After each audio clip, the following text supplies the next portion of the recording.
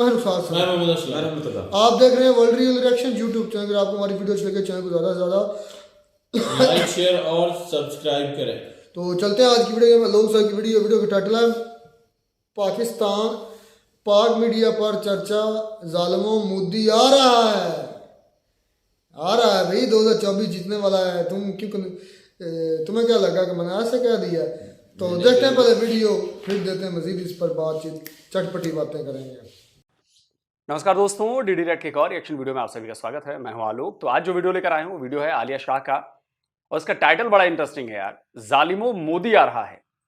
अच्छा जी, India to add $5 billion aircraft carrier to fleet to counter China.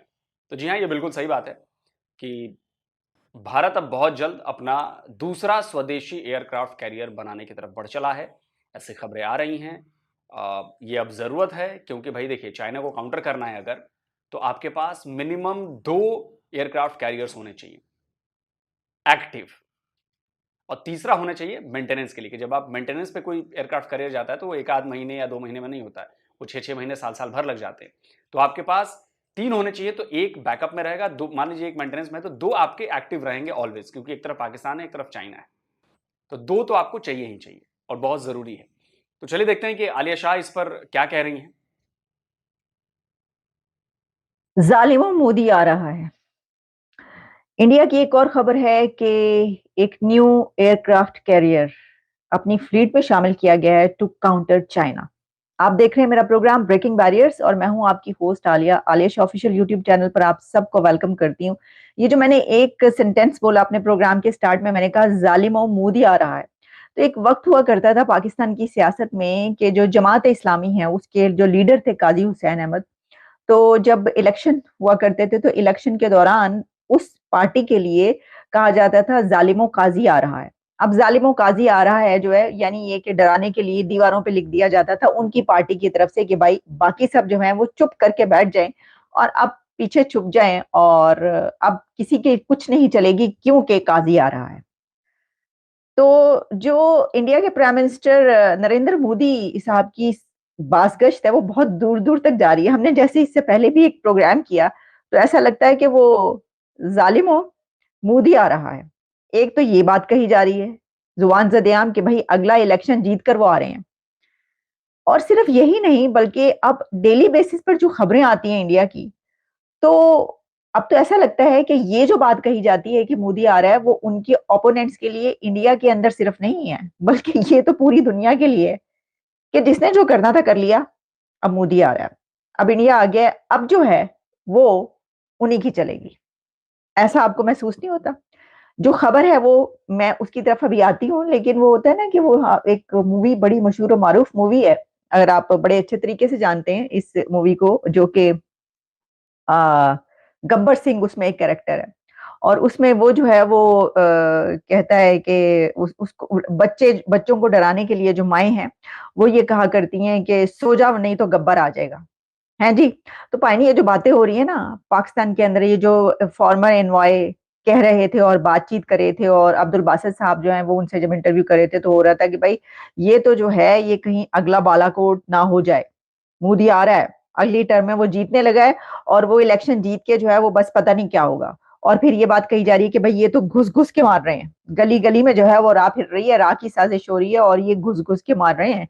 और जब देखो कहीं से खबर आती है कि उस कश्मीरी मुजाहिद को मार दिया, वो जो उसके लिए एक्टिविस्ट था उसको मार दिया गया, और इस तरह की खबरें, तो ये तो अब और क्या कहा जाए। यार मुझे तो लग रहा है कि जो अननोन गनमैन है ना, ये तो आईएसआई ने खुद प्लांट करवाया, और आईएसआई ही इन सबको मरवा रही है खुद, कि भाई एक तरफ ये भारत पर इल्जाम जाए, कनाडा के और आईएसआई के भी लिंक्स हैं, उधर भी जो निज्जर की हत्या हुई उसमें भी भारत पर अभी तक कनाडा ने सबूत नहीं दिए हैं, और निज्जर पाकिस्तान जा चुका था, आईएसआई से मिल चुका था, सब कुछ था। तो मुझे तो लग रहा है कि आईएसआई खुद ही मार रही है इन सबको, कि भाई एक तरफ तो भारत को बदनाम भी कर देंगे और दूसरी तरफ ये लोग अपने कंट्रोल में अब रहे नहीं है, तो इनसे अब हम लोग मुक्ति भी पालेंगे, नई ब्रीड पैदा करेंगे जो हमारे कंट्रोल में रहे। आप समझ रहे हैं इस खेल को? तो मुझे तो ये फील हो रहा है। बाकी आप लोगों को क्या फील हो रहा है आप लोग जरूर कमेंट करके बताइएगा, लेकिन मुझे ये फील हो रहा है कि आईएसआई खुद मार रही है इन सभी लोगों को खुद। कि एक तो ये कि जालिमों मोदी आ रहा है, और दूसरा ये कि वो बच्चों को कहा जाए आप सो जाओ नहीं तो मोदी आ जाएगा। ऐसी सिचुएशन हो चुकी है जनाबे आला, और बातें तो ऐसी हो रही हैं। हम तो नहीं कर रहे, हम तो आपको सिर्फ बता रहे हैं, लेकिन जो गुफ्तगू की जा रही है, जो कन्वर्सेशंस हो रही हैं, वो तो हमें यही बता रही हैं कि जो है वो इस कदर खौफ पैदा हो गया इस चीज का कि भाई वो तो उनके कंट्री के अंदर उनके जो ओपोनेंट्स है, उनकी जो अपनी इंटरनल सियासत है, उसमें तो वो होगा ही होगा, लेकिन जो पाकिस्तान में जिस किस्म की बातें हो रही हैं, और जो एक वो फैलाया जा रहा है, या जो उसको बढ़ा चढ़ा के बताया जा रहा है कि भाई ये हो जाएगा वो हो जाएगा, तो उससे तो यही लगता है चूड़ियां पहन लें आप। या तो चूड़ियां पहन लें, या फिर वही बात कि गब्बर के आ जाएगा सो जाए चुप करके, जो है ना, माँ कहती है बेटा सो जाए नहीं तो गब्बर आ जाएगा। अच्छा जी, अब ये बात जो है ना दुनिया के लिए तो सही है। मुझे नहीं पता, मैं बालाकोट की बात नहीं करी, कोई जंग होगी नहीं होगी उस तरफ से, मतलब वो पागल हैं, उनको किसने काट लिया है क्या? यानी कि वो अपनी तरक्की को रोककर जो है वो किसी दूसरे पर हमला कर देंगे, या वो कोई ऐसा कदम उठा लेंगे कि दुनिया उनके पीछे पड़ जाएगी कि भाई ये क्या कर दिया तुम लोगों ने। भाई उनकी तरक्की पे वो जो है वो दिन दुगनी और रात चौगनी जिसको कहा जाता है, वो वाली तरक्की वहां पर हो रही है। वो अपनी तरक्की को क्यों रोकेंगे, और क्यों इस तरह की कोई सिचुएशन क्रिएट करेंगे कि जिसमें जो है वो कोई ऐसी बात हो कि वो सब कुछ जो है वो धड़न तख्ता हो जाए, कि सभी सभी का, ना सिर्फ ये कि हमारा बल्कि उनका भी। तो अ, अब महसूस ऐसा होता है, महसूस क्या होता है देख लेना, सभी आपके सामने है कि पूरी दुनिया में जहां वो जाते हैं, वो वहां पे कहा जाता है जनाब हमें आपका ऑटोग्राफ चाहिए। मतलब प्रेसिडेंट बाइडेन तक ये कह रहे होते हैं कि आप बड़े पॉपुलर हैं, मुझे ये पता चला है, और मुझे वाकई ये पता चला है कि आपके जो ऑटोग्राफ है अब तो वो मुझे भी लेना पड़ेगा, क्योंकि बाकी सब भी आपका ऑटोग्राफ जो है वो मांगते हैं और लेते हैं, और यहाँ पर इतनी आपकी पॉपुलैरिटी है। प्राइम मिनिस्टर जो ऑस्ट्रेलिया के, वो कहते हैं कि ही इज द बॉस। तो मोदी अगर सबका बॉस पूरी दुनिया में बनता चला जा रहा है, तो फिर तो यही कहना पड़ेगा जालिमो मोदी आ रहा है। अब ये जो टर्म है ना, ये जो सेंटेंस है, वो हमें पता, हम जान सकते हैं, क्योंकि पाकिस्तान में जो सियासत है उसमें ये बात कही जाती है। अब तो बल्कि वहां पे जो है वो पीटीआई वाले तो एकदम जालिमो इमरान आ रहा है, तो इमरान ना तो कहीं जा रहा है ना कहीं आ रहा है, क्योंकि वो है जेल में बंद। बल्कि वो तो जो अदालत में लेकर आना था वो भी मना कर दिया गया, उन्होंने कहा जो भी होगा ट्रायल वो सब जेल के अंदर ही होगा। तो कोई आ रहा है ना कोई जा रहा है वहां पर, लेकिन हर जगह पर मोदी साहब आ रहे हैं और जा रहे हैं। तो अब जो खबर है वो ये है कि इंडिया की तरफ से चाइना को कंटेन करने के लिए, अभी तो चाइना को कंटेन करने के लिए या चाइना को बीट करने के लिए या उसको पीछे भेजने और खुद आगे आने के लिए, जाहिर है कि ये रेस है, ये तो इकोनॉमी की, और उसमें जो भी है उसके लिए हमने, जहां आपको बताया, कई ये खबरें मुसलसल हम दे रहे हैं पिछले कई दिनों से, जो कि इंटरनेशनल मीडिया पे, ब्लूमबर्ग में है ये खबर, ब्लूमबर्ग और रॉयटर्स की खबर है जो मैं अभी आपके सामने पेश करी।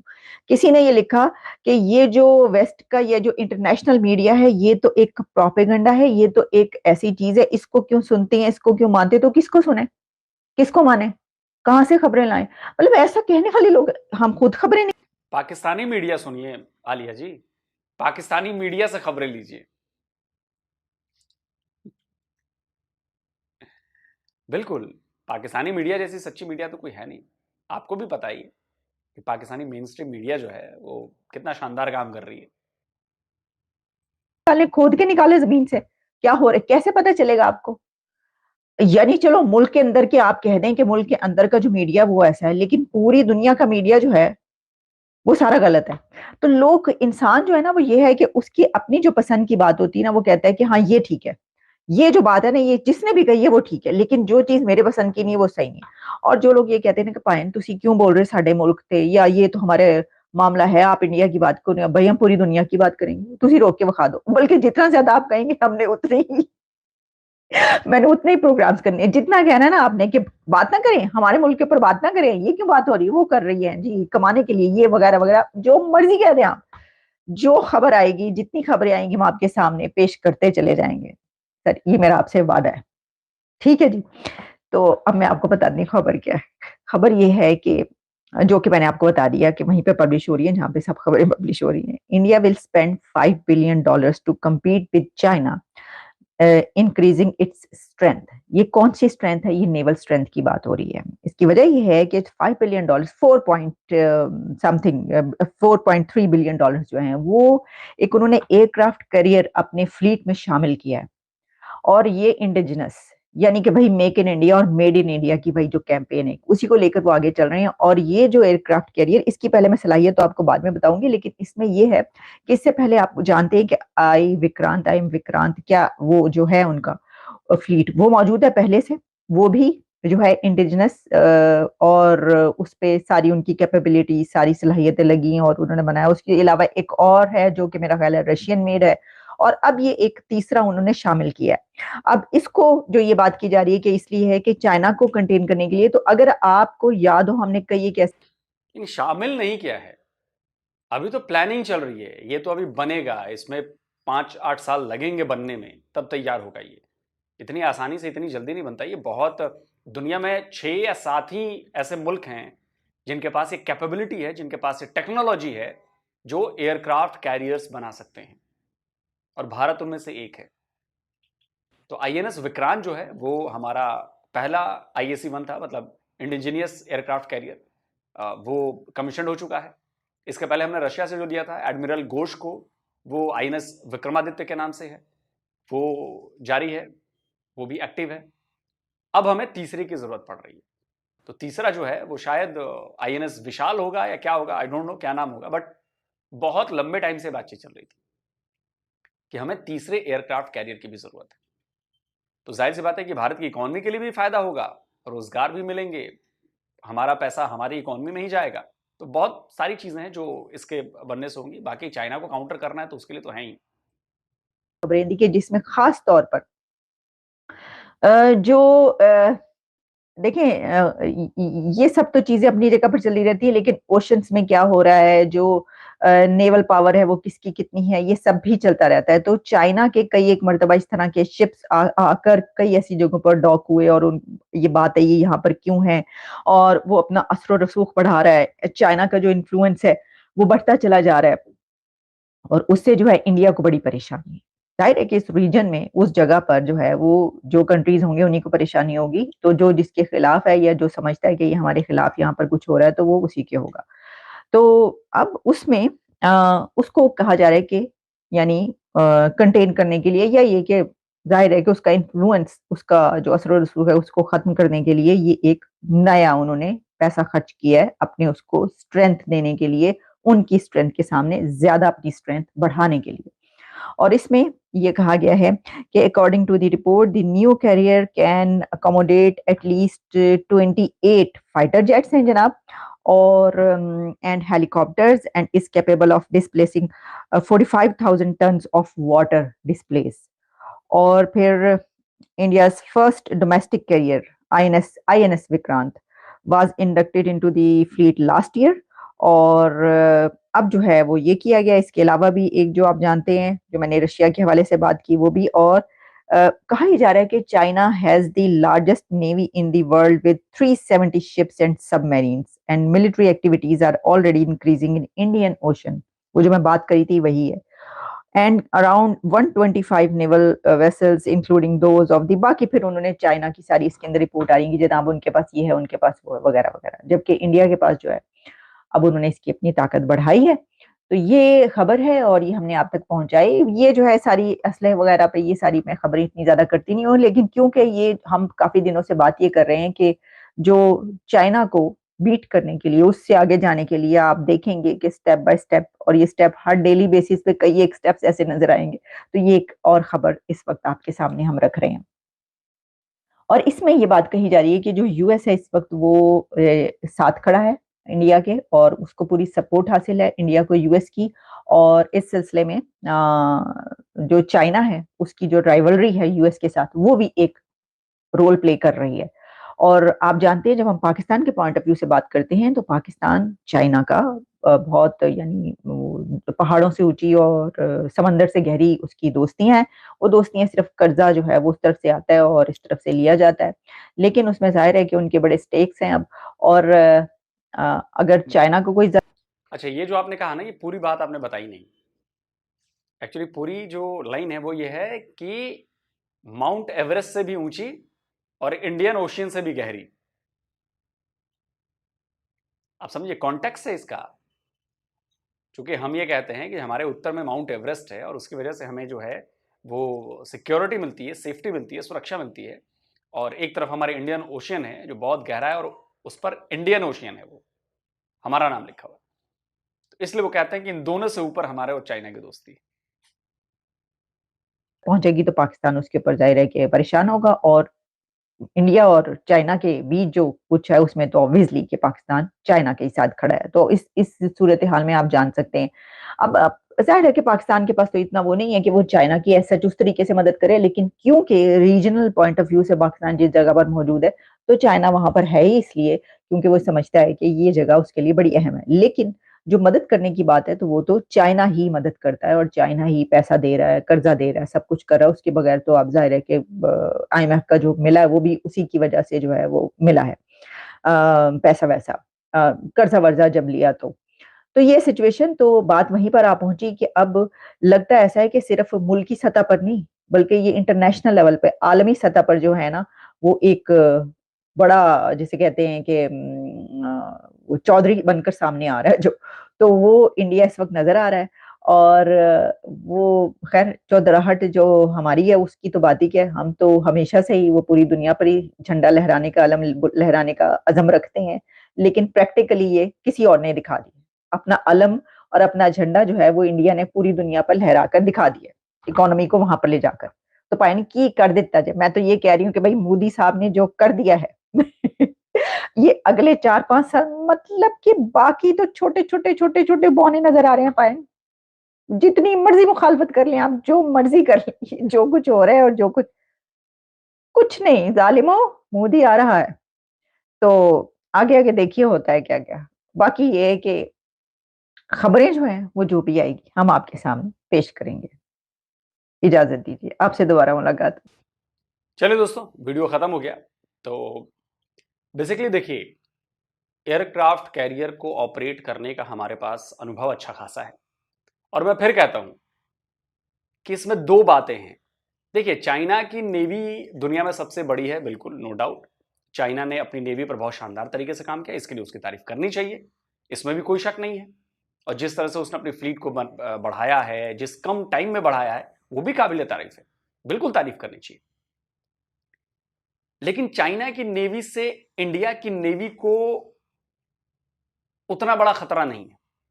खतरा इन द सेंस कि चाइना को हमारे रीजन में, इंडियन ओशियन रीजन में और बे ऑफ बंगाल तक आने में ना बहुत लंबा टाइम लगता है आने में। डायरेक्ट कनेक्शन नहीं है हमारा। चाइना को अपनी नेवी को बड़ा करने की और बड़ा रखने की मजबूरी इसलिए है क्योंकि जो साउथ चाइना सी है वहां पर उसका हर किसी से फड्डा है। वो चाहे फिलीपींस हो, चाहे इधर इंडोनेशिया हो, चाहे उधर वो जापान हो, चाहे ताइवान हो, मतलब आप उधर उस कंट्री का नाम लीजिए और उसके साथ उसका फड्डा है। और वहां पर उसको अपनी नेवी मजबूत रखनी, क्योंकि पूरा सी का इलाका है, उधर अमेरिका भी घुस गया है। तो चाइना की मजबूरी है अपनी नेवी को करना। दूसरा कि भारत की जो नेवी है वो वॉर टेस्टेड है, एक्सपीरियंस्ड है, कई लड़ाइयां की हैं हमने, हमारे एयरक्राफ्ट कैरियर्स ने महत्वपूर्ण तरीके से भाग लिया है, हम बहुत लंबे टाइम से ऑपरेट कर रहे हैं। तो अनुभव हमारे पास बहुत ज्यादा है, लड़ाई का, असली लड़ाई का अनुभव। तीसरी चीज कि एक इसमें पॉइंट यह भी है कि पाकिस्तान को फंसाना है, पाकिस्तान को दबाव मिलाना है, उस पर इतना प्रेशर कर दो कि कुछ ना कुछ करे। अब देखिए, जैसे हमने राफेल लिया तो पाकिस्तान को हमने मजबूर कर दिया, तो पाकिस्तान को मजबूरी में J-10C खरीदना पड़े, शायद J-10 जो भी खरीदा है ना। और हमने S-400 लिया, पाकिस्तान को मजबूर कर दिया कि उसको चाइनीज एयर डिफेंस सिस्टम खरीदना पड़ा। वैसे हम एयरक्राफ्ट कैरियर एक बना लिया हमने, अब दूसरा बना रहे हैं। हम मजबूर करेंगे कि बेटा तुमको भी पैसे खर्च करने हैं। और पाकिस्तान की पूरा डिफेंस बजट कितना होगा? 12, 14, 15 बिलियन डॉलर्स का होगा। उसमें से $5 बिलियन का तो हमारे पास सिर्फ एक जहाज है, और INS विक्रांत तो बना चुके हैं। आप सोचो, तो हम पाकिस्तान को इस आर्म्स रेस में फंसाकर मजबूर करते हैं कि तुम्हें अपने हथियारों पर पैसे लगाओ। भले ही तुम्हारी जनता जो है वो आटे की लाइनों में खड़ी रहेगी, आटे की बोरी के लिए मरती रहेगी, महंगाई का बोझ झेलती रहेगी, लेकिन हम तुम्हें फंसाएंगे कहां? तुम्हें मजबूरी में पैसे तो लगाने पड़ेंगे बॉस। और पाकिस्तान ट्रैप्ड है, वो फंसा हुआ है, उसको लगाना पड़ता है कंगाली में और आटा गीला कराते हैं मुझसे। पाकिस्तान ये समझता नहीं। खैर, उसकी भी मजबूरी है, वो हमारे चक्रव्यूह से बाहर जा नहीं पाएगा।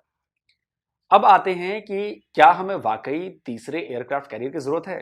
तो मैं शुरू से कहता रहा हूं कि बिल्कुल जरूरत है, क्योंकि हमारा जो देश है वो 3 तरफ से पानी से घिरा हुआ है, 3 तरफ से, और उसके 2 तरफ 2 बड़े दुश्मन हैं। एक तरफ चाइना है, एक तरफ पाकिस्तान है। चाइना को आने में थोड़ा टाइम लगता है, पाकिस्तान तो बिल्कुल पड़ोस में है और हम वॉर भी कर चुके हैं। तो इसलिए चूंकि देखिए, एयरक्राफ्ट कैरियर को ऑपरेट करना आसान काम नहीं है, बहुत मोटा खर्चा है। बनाना तो छोड़ दीजिए पाकिस्तान के लिए, ऑपरेट करना भी आसान नहीं है। हाथी खरीदना आसान है, हाथी पालना बहुत मुश्किल होता है, समझ रहे हैं ना? तो जो एयरक्राफ्ट कैरियर्स होते हैं वो हाथी हैं, तो उनको ऑपरेट करना बहुत मुश्किल है, पैसे खर्चीला काम है, लेकिन तब भी हम कर रहे हैं क्योंकि हमें 2 aircraft carrier at a time active हमेशा चाहिए।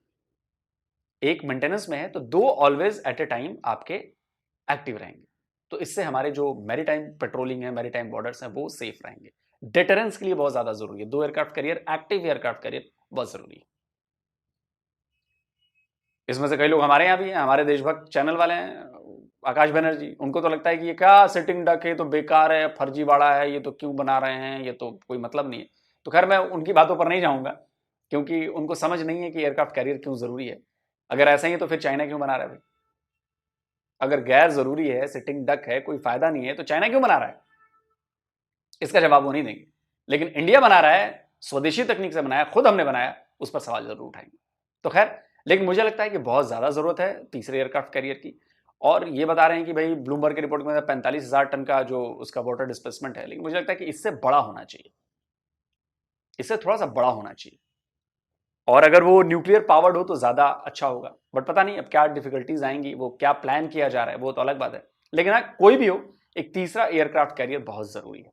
आप लोग क्या कहते हैं, क्या वाकई हमें चाहिए तीसरा एयरक्राफ्ट कैरियर या नहीं? कमेंट में जरूर बताएं। जल्दी मिलता हूं एक और नए वीडियो के साथ। नमस्कार, जय हिंद।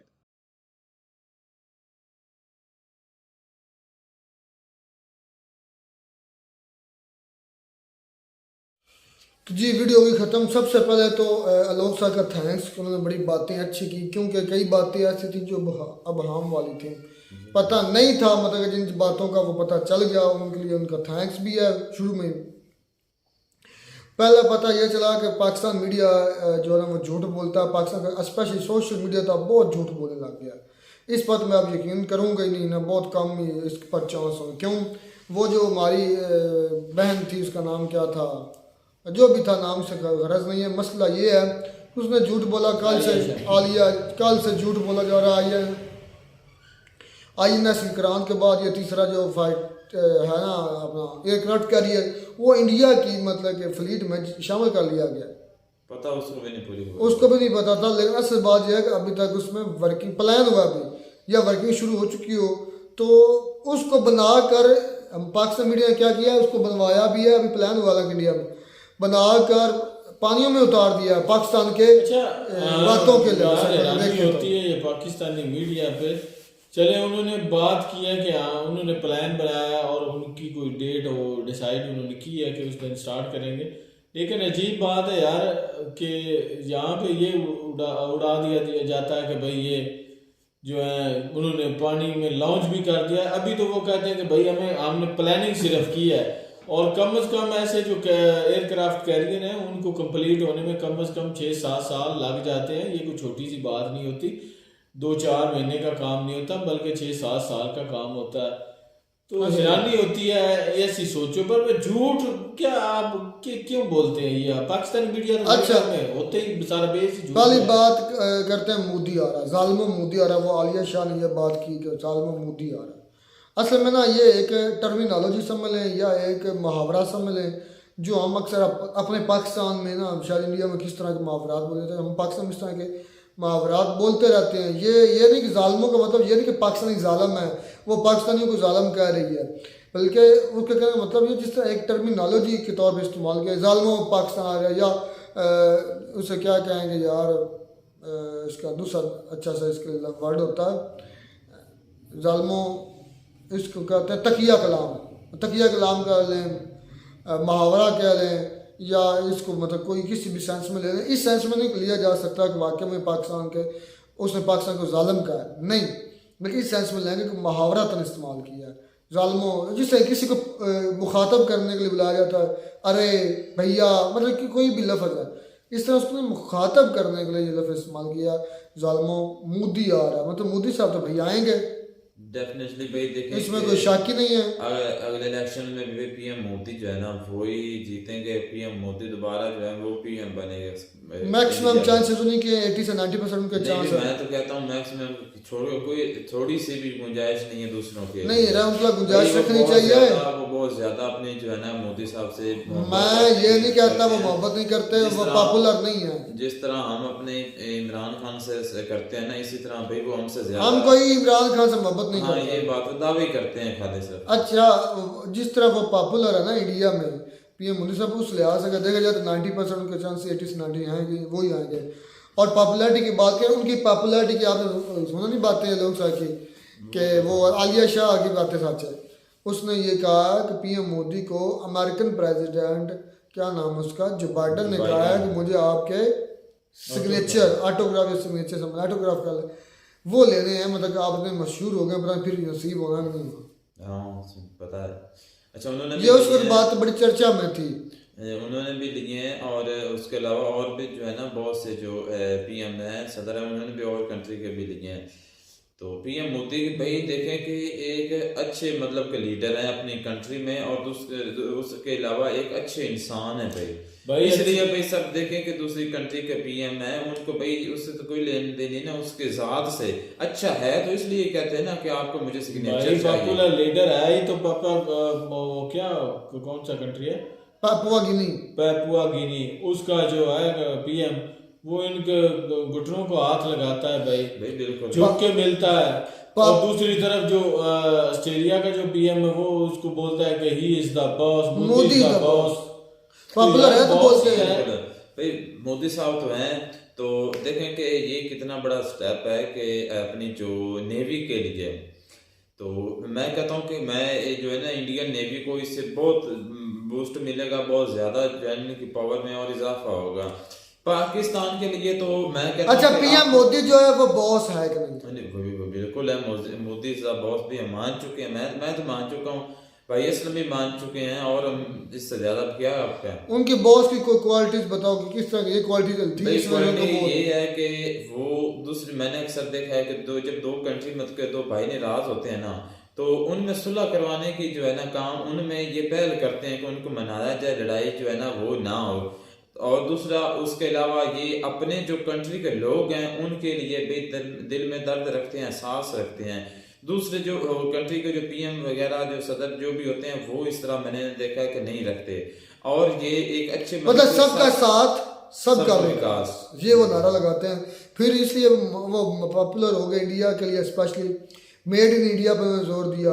फिर इसलिए पॉपुलर हो गए कि उन्होंने अपनी तमाम जो तोहफे ताहफ़ मिलते थे वो मतलब के उसकी टोटल रकम जो थी या उसका टोटल तखमीना लगाकर वो जो होता है जिसे हम बोलते हैं तोशा खाना में रखवा दी, और उसका एक एक रिकॉर्ड बल्कि जो भी मिलता है। सबसे बड़ी बात उनकी ये भाई कि उन्होंने कहा है कि ना मैं झुकूंगा और ना मैं अपने मुल्क को झुकने दूंगा, तो ये बात उन्होंने साबित कर दिया है। और जो नया जो उन्होंने एयरक्राफ्ट कैरियर का जो प्लान बनाया है या शुरुआत काम शुरू में, हाँ, तो ये अलोक सर भी ये कह रहे हैं कि भाई कम से कम हमारे पास 3 होने चाहिए, 2 तो लाजमी है, एक पाकिस्तान की और एक अच्छा चाइना पाकिस्तान के, और तीसरा उसके बैकअप के लिए, ये नहीं कि अगर कोई मसला वगैरह। अच्छा, पाकिस्तान के पास है कोई एयरक्राफ्ट कैरियर? कोई नहीं है, वो नहीं है। लेकिन 1971 में तो कहा जाता है उधर उस वक्त एक था, भाई नहीं है, वो दिया हुआ था, आई थिंक यूएस ने दिया था या जिसने भी दिया था। जब ये इंडिया के एयरक्राफ्ट कैरियर ने पाकिस्तान के एयरक्राफ्ट कैरियर को मारा था, वो भी इंडियन का जो था थोड़ा सा डैमेज था, नहीं था, कैरियर नहीं था वो, मेरे ख्याल को शिप था, एयरक्राफ्ट कैरियर नहीं है पाकिस्तान के पास। एयरक्राफ्ट कैरियर सॉरी, मैं आपको खुद बताना चाहता हूँ कि पाकिस्तान के लिए जो है ना आप ना रखे तो अच्छी बात। पाकिस्तान के लिए पाकिस्तान इतना ये तो बहुत दिन मार रहा है भाई। अच्छा, वैसे एक बात है, मैं प्रशांत अमन जो है ना वो उनकी क्या है वर्ल्ड फेयर है उनकी, मैं एक ना वीडियो पुरानी देख रहा था 2023 की जो है ना आर्मी रैंकिंग जो है ना किस कंट्री की जो पावर है वो कितनी आर्मी के लिहाज से, तो जो पाकिस्तान है भाई वो 7वें नंबर पे, छठे किस नंबर लिहाज से? छठे के पावर साथ ऑफ पूरी पावर वर्ल्ड इंडेक्स में। के लिहाज से पूरे वर्ल्ड में पाकिस्तान की आर्मी 7वें नंबर, तो ये सच है 9वें से 7वें पर आया है। हाँ मैं हैरान हो तो गया इसकी यार। आपको झलक मिल नहीं रही? नहीं वो एक मिनट झलक दिखाऊं थोड़ी सी। वो था अपनी country। जो हमारे मुल्क के अंदर सबसे बड़ा बेघोड़ा, सबसे बड़ा करप्ट इंसान, सबसे बड़ा बेगैरत था, वो दंदना रहा है, कभी सल्यूट के साथ है, आया है, उसको सल्यूट फौजियों ने मारे गए। सलूट लगाए हैं। जो मुजरिम था फिर, और जो मुजरिम भी नहीं था उसको आज जेल में डाल दिया, इससे कसूरी ये था उसने सच बोला, ये कहा कि बॉर्डरों पर दफा हो जाओ और बॉर्डरों पर टकराओ, लेकिन उन्होंने कहा नहीं, तुम कौन होते हैं हमें दफा करने वाले, हम तुम्हें दफा करते हैं। ये उनकी सबसे बड़ी झलक भाई है। देखें कि ये अपनी कंट्री में पाया जाता है कि दूसरी जो जिन्होंने रैंकिंग ये बनाई है उनको तो नहीं है। तो पाकिस्तान यार, तुम्हें लगता है, मैं अगर सिंपली कहूँ ना, पाकिस्तान पाकिस्तानियों का नहीं है, पाकिस्तान पाकिस्तान आर्मी का है। बिल्कुल ये आपकी कोई बात चाहे है। उठा ले, मार दे, जितने मर्जी डाल दे, हकीकत बात है पाकिस्तान पाकिस्तानियों का नहीं नहीं है। है। पाकिस्तान है ही आर्मी का और रहेगा ही आर्मी का। उनकी मर्जी से फैसले होते हैं, उनकी मर्जी से चलते हैं। कोई अब देखे इमरान खान को जेल में रखा हुआ है यार, कौन सा उसने इतना बड़ा जुर्म कर दिया कि उसको पेशी पर नहीं बुला रहे, पेश पर निकलने नहीं दिया जाए, जज की कोई वक़्त नहीं, जज कहता है कि उसको बुलाओ, वो कहते हैं कौन जज तो जज रह गया भाई, सुप्रीम कोर्ट हाई कोर्ट उसने उसकी कहा, कोई कोई हुकूमत नहीं नहीं है। वो तो मैं कहता हूँ ऐसे ही है जैसे अड्डे पे बैठी हुई रखेल होती है। खैर यार मार्शल लॉ ही लगा हुआ है, मार्शल लॉ ऐलान नहीं किया हुआ बस। बाकी सारा कुछ वही है। खैर वेरी गुड यार। इंडिया इसलिए मुझे इसलिए अच्छे लगते हैं इंडियन लोग, और इंडिया पूरा कंट्री तो मार्शल लॉ नहीं वो है। अपने पे ही बात कर सकते हैं। उधर मार्शल लॉ नहीं है, उधर आज़ादी है। एक बार भी मेरे वो ख्याल से नहीं कहा। इंडिया का मुल्क इंडियन अवाम का है, ये मुल्क हमारी उसका है, उनका ही है जिनका है। वो मिली नगमा ऐसे ही थोड़ी बना हुआ है कि ये वतन हमारा है। ये वतन तुम्हारा है। नहीं, वो कहते हैं ना हम हैं इसमें खामखा। बस यही बात है। खैर मिलते हैं नई वीडियो बना रहे, तब तक दीजिए इजाजत। अल्लाह हाफ़िज़।